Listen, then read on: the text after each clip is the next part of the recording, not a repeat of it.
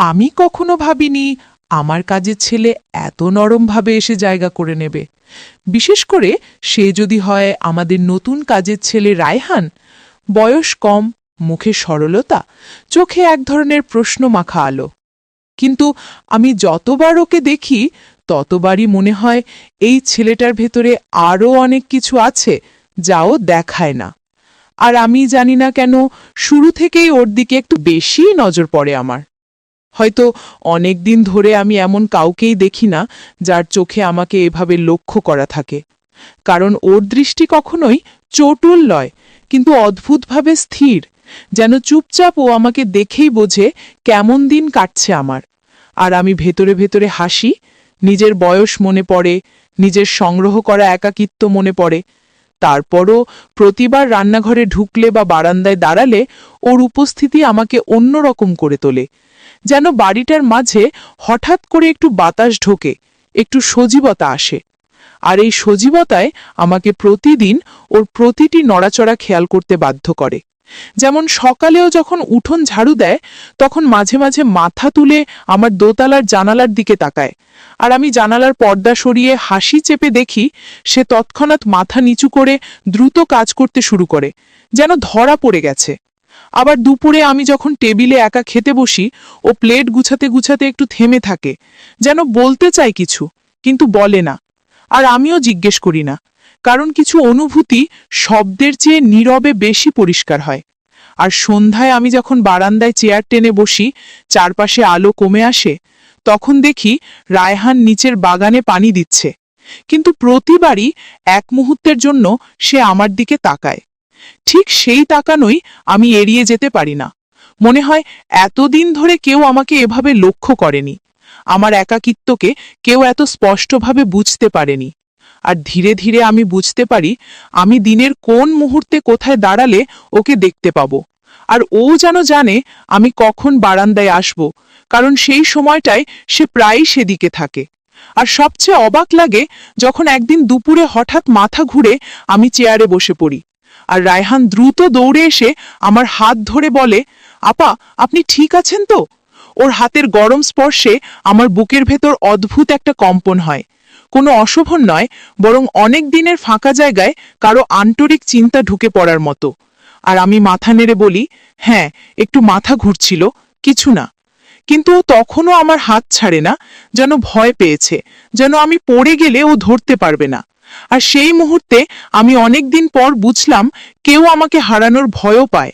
আর সেদিন থেকেই আমাদের দুজনের মধ্যকার নীরব দূরত্বটা একটু কমে আসে, যদিও আমরা কেউই তা মুখে বলি না, শুধু চোখে, ভঙ্গিতে, হাঁটার শব্দে পরিবর্তন আসে। আর রাতে আমি যখন ঘুমোতে যাই তখন মনে হয় রায়হানের নীরব কণ্ঠটা যেন আমার মনে প্রতিধ্বনিত হচ্ছে, আপা, আপনি ঠিক আছেন তো? এই একটা বাক্যই পুরো বাড়িটাকে নতুন রঙে ভরিয়ে দেয়। আর আমি অনুভব করি গল্পটা এখানেই শেষ নয়, বরং এখান থেকেই শুরু।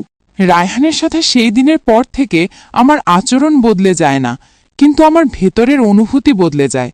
যেন প্রতিটি মুহূর্তে ওর উপস্থিতি আমাকে অন্যভাবে ছুঁয়ে যায়। আমি যতটা দূরে থাকতে চাই ততবারই দেখি ও কোনো না কোনো অজুহাতে আমার কাছে চলে আসে। কখনো গ্লাস এনে দেয়, কখনো লাইট ঠিক করে দেয়, কখনো বাগানের ফুল ছিঁড়ে দরজার পাশে রেখে যায়। আর আমি যতই এসব এড়িয়ে চলতে চাই তত বেশি মনে হয় ওর ছোট ছোট যত্নগুলো খুব শান্তভাবে আমাকে ভরিয়ে তুলছে।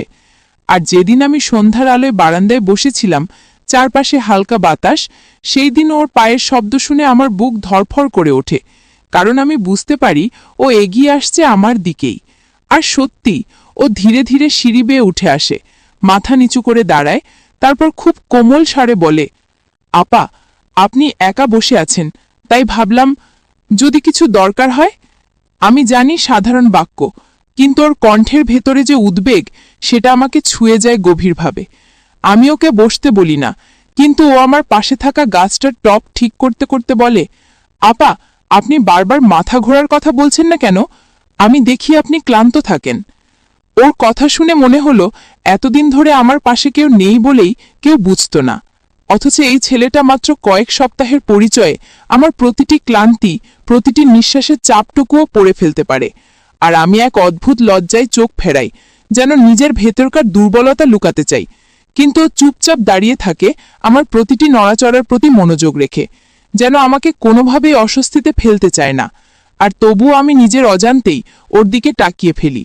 দেখি ওর চোখে এমন এক শান্ত গভীরতা যা দীর্ঘদিন ভুলে থাকা নিরাপত্তার মতো লাগে।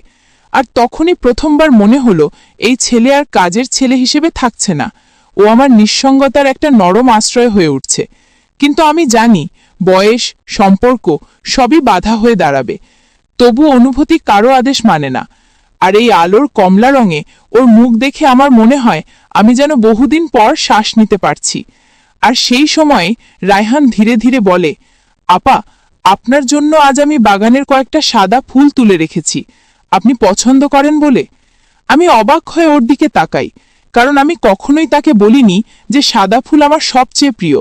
কিন্তু সে জেনে গেছে, হয়তো আমার ঘরের জানালার পাশে রাখা শুকিয়ে যাওয়া ফুল দেখে কিংবা আমার চোখের দিকে তাকিয়ে অনুমান করেছে। আর তখনই বুঝলাম ও শুধু আমার কথাই শোনে না, আমার নীরবতাও বোঝে। সেই বোঝাটাই আমাকে অদ্ভুতভাবে আঘাত করে, মধুর আঘাত, কারণ এতদিন ধরে কেউ আমাকে এভাবে বোঝার চেষ্টা করেনি। আর ওর হাতে ধরা সাদা ফুল দেখে মনে হলো ওর চোখের ভেতর নরম এক অনুভূতির আলো জ্বলছে, যা হয়তো নিজেও পুরোটা বুঝে ওঠেনি। আর আমি সেই মুহূর্তে কিছু বলতে চাইও পারি না, শুধু হালকা হাসি দেই। আর সেই হাসি দেখে রায়হান যেন একটু থমকে যায়, যেন ও প্রথমবার বুঝতে পারে আমার হাসি কেবল ওর জন্যই ফুটল। আর এই উপলব্ধি আমাদের দুজনের মাঝের বাতাসকে আরো ঘন করে তোলে। কোনো কথা না বলেও সেই মুহূর্তে মনে হয় আমরা অনেক গভীর একটি জায়গায় এসে দাঁড়িয়েছি, যেখানে শুধু নীরবতা, চোখের ভাষা আর অজানা অনুভূতির ভরাট আদেশ। সন্ধ্যার পর থেকে রায়হানের সাথে আমার দূরত্বটা এমন অদ্ভুতভাবে বদলে যেতে থাকে যে আমি নিজেও বুঝতে পারি না কখন আমার প্রতিটি দিনের ছন্দ ওকে কেন্দ্র করে ঘুরতে শুরু করেছে। যেন সকালে উঠেই প্রথমে ভাবি, আজ ওকে কখন দেখব। দুপুরে ঘরের ভেতর হাঁটতে হাঁটতে হঠাৎ টের পাই আমার চোখ অকারণে উঠোনের দিকে চলে যাচ্ছে। আর সন্ধ্যায় যখন সিঁড়ি বেয়ে ওর পায়ের শব্দ ওঠে, তখন বুকের ভেতর এমন একটা কাঁপুনি তৈরি হয় যা আমি কোনো বয়সেই অনুভব করিনি। কারণ এই অনুভূতি লুকানো যায় না, আবার স্বীকারও করা যায় না। আর বিশেষ করে ওর সামনে দাঁড়ালে মনে হয় আমার ভেতরে সব দুঃখ, সব একাকিত্ব, সব ক্লান্তি যেন আস্তে আস্তে নরম হয়ে যাচ্ছে, যেন আমি বহুদিনের ভার নামিয়ে একটু বিশ্রাম নিতে পারছি। আর মজার ব্যাপার হলো, রায়হান কখনোই আমার কাছে বেশি কথা বলে না, বরং খুব নীরবে, খুব যত্ন করে এমনভাবে পাশে থাকে যে শব্দের দরকার পড়ে না। আর একদিন দুপুরে যখন আমি বারান্দার কাপড় শুকাতে দিচ্ছিলাম, তখন হঠাৎ হাওয়ার ঝাপটা এসে আমার ওড়নাটা নিচে পড়ে যায়। আমি নিচে তাকাতেই দেখি রায়হান সেটা তুলতে গিয়ে একটু থমকে দাঁড়িয়েছে। তারপর মাথা তুলে আমার দিকে তাকায় এমনভাবে যেন সেই ছোট্ট কাপড়ের টুকরোটা তার হাতে এসে পড়ায় ওর ভেতরে সব সংযম ভেঙে গেছে। যদিও ও কিছু বলে না, শুধু ধীরে ধীরে সিঁড়ি বেয়ে উঠে আসে এবং আমার হাতে ওড়নাটা দিতে গিয়ে ফিসফিস করে বলে, আপা, আপনার জিনিস সাবধানে রাখবেন, বাতাসে পড়ে যায়। একটা সাধারণ কথা, কিন্তু ওর কণ্ঠে যে আলতো উদ্বেগ, যে অদ্ভুত কোমলতা, তা আমাকে পুরোপুরি নীরব করে দেয়। কারণ আমার হাতের সাথে ওর হাত এক মুহূর্তের জন্য খেকে যায়, আর সেই ছোঁয়া এত শান্ত, এত গভীর, এত অজানা অনুভূতিতে ভরা যে আমি বুঝতে পারি ওকে দেখে, ওর কাছাকাছি আসলে আমার হৃদয় আর আগের মতো থাকে না। আর রায়হান যেন সেই মুহূর্তটাকে গুরুত্ব দিয়ে নিজেই একটু দূরে সরে যায়। কিন্তু ওর চোখে ঠিকই দেখি এক ধরনের টান, এক ধরনের ভরাট অনুভূতি, যেন ও নিজের ভেতরের কিছু সামলাতে পারছে না। আর রাতে যখন আমি ঘরে একা বসে চুল চিরুনি করি, তখন মনে হয় রায়হান আমার পাশে দাঁড়িয়ে আছে, আমার প্রতিটি নড়াচড়া লক্ষ্য করছে। যদিও জানি ও নেই, তবু ওর উপস্থিতির অনুভূতি এত ঘন হয়ে থাকে যে মনে হয় ওর শ্বাসের গরম ভাবটাও ঠিক আমার কাঁধ ছুঁয়ে যায়। আর এরকম একটি রাতে হঠাৎ ও দরজায় নক করে, খুব আস্তে, যেন ভয় পাচ্ছে বিরক্ত করে ফেলবে। আমি দরজা খুলতেই দেখি ও হাতে ছোট্ট একটা বাক্স ধরে আছে, ভেতরে কয়েকটা ওষুধ, মাথা ঘোরার জন্য। আর নিচের দিকে তাকিয়ে নিচু স্বরে বলে, আপা, আপনি না বললেও আমি বুঝি আপনি ঠিকমতো বিশ্রাম নেন না, তাই ভাবলাম এগুলো রাখলে ভালো। আমি বাক্সটা হাতে নিতেই দেখি ওর আঙুলগুলো হালকা কাঁপছে, যেন এইটুকু যত্ন দেখানো ওর কাছে একটা স্বীকারোক্তির মতো। আর ওর সেই কাপা আঙুল দেখে আমার বুকের ভেতর এমন এক উষ্ণ ঢেউ উঠে যে আমি এক মুহূর্তের জন্য নিজের দিকে তাকানোর সাহসও পাই না। শুধু নীরবে বলি, ধন্যবাদ রায়হান, তুমি না থাকলে বুঝতেও পারতাম না নিজের যত্ন কতদিন নিতে ভুলে গেছি। আমার সেই বাক্য শুনে প্রথমবার দেখি ও আমার দিকে সরাসরি তাকালো, আর সেই চোখের ভেতর এমন গভীরতা, এমন নিঃশব্দ অনুভব, এমন আবেগমাখা টান যে আমি নিজের মুখ ফেরাতে বাধ্য হই। না হলে হয়তো আমি বুঝে ফেলতাম ও আমার প্রতি ঠিক কোন জায়গায় দাঁড়িয়ে আছে। আর এই সবকিছু এত দ্রুত, এত নীরবে বদলে যাচ্ছে যে আমি জানি না এর শেষ কোথায়। কিন্তু অনুভূতি বলে দেয় এই গল্প থামবে না, আরো গভীরে যাবে। রায়হানের দেয়া সেই ছোট্ট ওষুধের বাক্সটা যেন আমার ঘরের কোণে রাখা কোনো জিনিস নয়, বরং আমার প্রতিদিনের নিঃশব্দ একাকিত্বের ওপর রাখা একটি উষ্ণ হাতের মতো মনে হতে থাকে। আর আশ্চর্যের বিষয়, আমি যখনই ওটাকে দেখি মনে পড়ে যায় সেই মুহূর্তে ওর আঙুলের হালকা কাঁপুনি, মনে পড়ে যায় ওর চোখের নীরব গভীরতা, আর নিজেকে বোঝাতে পারি না কেন এমন ক্ষুদ্র ঘটনায় এত বড় ঢেউ জাগে আমার ভেতরে। কিন্তু সত্যি হলো, জাগেই, আর সেই ঢেউ থামতেও চায় না, বরং প্রতিটি দিন আরো বিস্তৃত হয়ে ওঠে। যেমন সেদিন সকালে আমি বারান্দায় দাঁড়িয়ে কাপড় মেলছিলাম, আর নিচে দেখি রায়হান দড়িতে বাঁধা পুরনো লতায় পানি দিচ্ছে। কিন্তু আচমকা সে থেমে যায়, তারপর ধীরে ধীরে মাথা তুলে আমার দিকে তাকায়। আর সেই দৃষ্টিটা এমন গভীর, এমন মনোযোগী যে মনে হয় সময় থেমে গেছে, যেন বাতাসও স্থির। আর আমি কোনো কারণ ছাড়াই কাপড় হাতে থমকে দাঁড়িয়ে থাকি, যেন ওর চোখের টান আমাকে আটকে রেখেছে। আর ও হঠাৎ করে একটু লজ্জায় চোখ নামিয়ে নেয়, কিন্তু আবারও ধীরে ধীরে তাকায়, যেন নিয়ন্ত্রণ না করতে পেরে। আর সেই অসম্ভব নরম দৃষ্টিটা আমার ভেতর আলগা করে দেয় বহুদিনের শক্ত হয়ে থাকা ব্যথাগুলো। আর সন্ধ্যায় যখন আমি সিঁড়িতে নামছি, তখন হঠাৎ পড়ে যাওয়ার মতো হোঁচট খাই। আর কয়েক সেকেন্ডের ভেতরেই রায়হান কোথা থেকে যেন এগিয়ে আসে, আমাকে শক্ত করে ধরে। তার হাত আমার বাহুর ওপর, আর সেই স্পর্শ এত অপ্রত্যাশিত, এত অদ্ভুতভাবে গভীর যে মনে হয় ভেতরের সব ভয় এক মুহূর্তে গলে যায়। আর সে উদ্বিগ্ন কণ্ঠে বলে, আপা, সাবধানে, আপনাকে এমন দেখলে আমার ভালো লাগে না। এই একটা কথায় এমন অসীম অনুভূতির ভার থাকে যে মনে হয় আমার বুকের ভেতর কিছু গলে পড়ে যাচ্ছে। আমি নিজেকে সামলে নিয়ে বলি, আমি ঠিক আছি। কিন্তু ও তখনও ছাড়ে না, বরং আরো একটু কাছে এসে বলে, আপা, আপনি সবসময় ঠিক থাকার ভান করেন, কিন্তু আমি দেখি আপনি ক্লান্ত। এই বাক্যটা আমাকে এমনভাবে আঘাত করে যা ব্যথা নয়, বরং এমন এক অনুভূতি যে এতদিন ধরে কেউ আমাকে ভান করতে দেখে এসেছে আর আমার সবকিছু বুঝে ফেলেছে। আর আমি ধীরে ধীরে হাত সরিয়ে নিয়ে বলি, তুমি অনেক বেশি দেখে ফেলো রায়হান। কিন্তু এই কথাই সে হাসে না, বরং খুব শান্ত স্বরে বলে, আপাকে না দেখে থাকতে পারা কঠিন। এই কথাটা শুনে আমি মুহূর্তের জন্য নিঃশ্বাস নিতে ভুলে যাই, কারণ এতদিন ধরে আমি যে কথা নিজের মনেও স্বীকার করিনি তা একেবারে নির্মলভাবে ও বলে দিল, কোনো দাবি নয়, কোনো আশাও নয়, কেবল সত্যের মতো, যেন ওর অনুভূতিটা ওর শ্বাসের মতোই স্বাভাবিক। আর সেই নীরব স্বীকারোক্তির পর আমরা দুজনেই কিছুক্ষণ চুপ থাকি। আমাদের মাঝে বাতাস এত ভারী হয়ে ওঠে যে মনে হয় একটুখানি শব্দ ফাটল ধরিয়ে দেবে।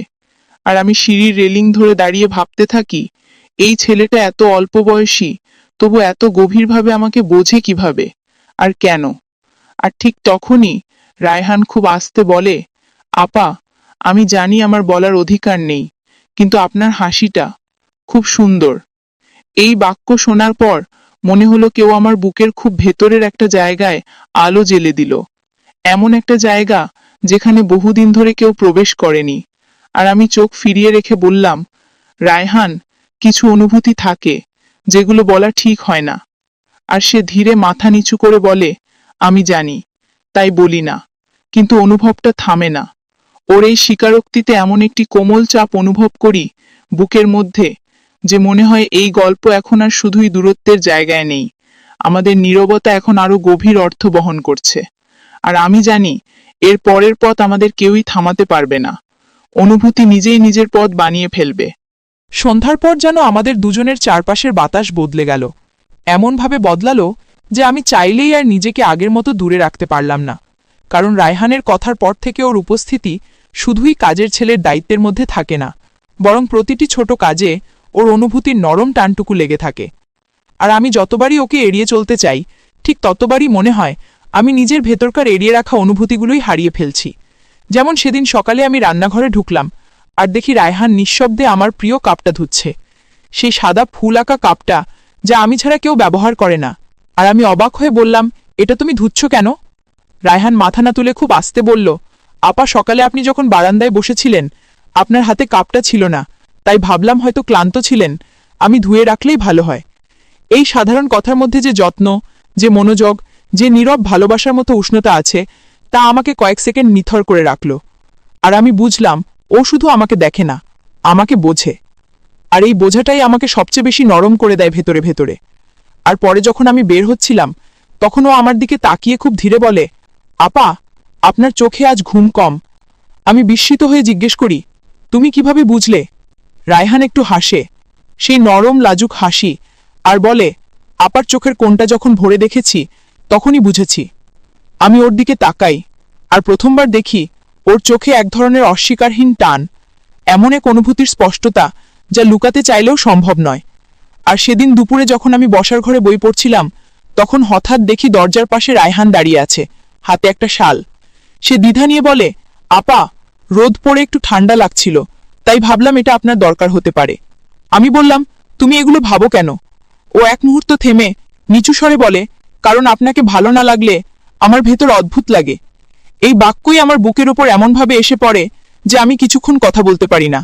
আর শালটা নিতে গিয়ে যখন আমার আঙ্গুলে ছুঁয়ে গেল তখন সেই স্পর্শ এত স্থির, এত নরম, এত গভীরভাবে আমার ভেতর ঢুকে যায় যে মনে হয় চারপাশের সবকিছু থেমে গেছে, শুধু আমাদের হাতের মধ্যে সেই এক সেকেন্ডের আলগা ছোঁয়াটাই টিকে আছে।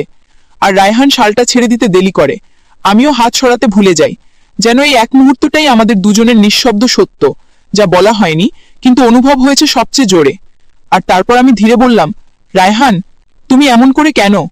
ও চোখ তুলে তাকালো, আর সেই দৃষ্টি এত তীব্র, এত সৎ, এত গভীর যে আমার নিঃশ্বাস আটকে গেল। তারপর ও খুব আস্তে বলল, আপাকে দূর থেকে দেখলেই মনে হয় আপনাকে কাছে গিয়ে রেখে দিই, যেন আপনি আর একা না থাকেন। এই কথা বলে ও মাথা নিচু করে, যেন ভয় পেয়েছে বেশি কিছু বলে ফেলেছে, কিন্তু ওর কণ্ঠের কাঁপুনি আমার ভেতরে জমে থাকা সব স্থিরতা ভেঙে দেয়। আর আমি খুব ধীরে বলি, তুমি জানো না এই কথাগুলো আমাকে কতটা ছুঁয়ে যায়। রায়হান অবাক হয়ে তাকায়, যেন সে আশা করেনি আমি এমন কিছু বলবো। আর সেই মুহূর্তে চারপাশের নীরবতা এত ঘন হয়ে ওঠে যে মনে হয় একটু শব্দ করলেই সবকিছু ভেঙে যাবে। আর আমি টের পাই আমরা দুজনেই এখন এমন এক জায়গায় এসে দাঁড়িয়েছি যেখান থেকে ফেরার পথ আর সহজে পাওয়া যাবে না, কারণ অনুভূতি এখন কথার চেয়েও বেশি শক্তিশালী হয়ে গেছে। আর এই গল্প আরো গভীরে নামার অপেক্ষা করছে।